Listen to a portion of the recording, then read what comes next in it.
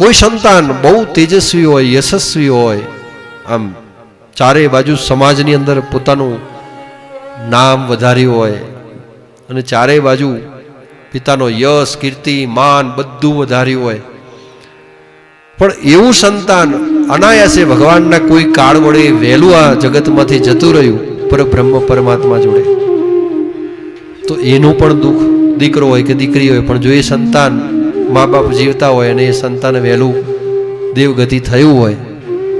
તો એ સંતાનનો વસવસો રહી જાય કે હા એ સંતાન હોત તો આજે કેટલો આનંદ આવે. આમ સંતાન પ્રત્યેના અલગ અલગ ભાવ અને અલગ અલગ દુઃખ આપણા જીવનમાં પડ્યા છે